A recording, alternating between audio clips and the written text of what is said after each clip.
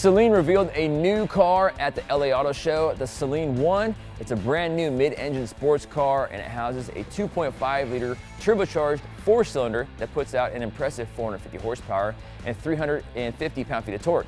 Saleen reports the car can hit 0 to 60 in 3.5 seconds, which is pretty good for a 4-cylinder, but the price is rumored to be around $100,000, so I hope it's fast. But since it is a prototype, that's all the details we have for now, but we will have more, so stay tuned right here on PowerNationTV.com.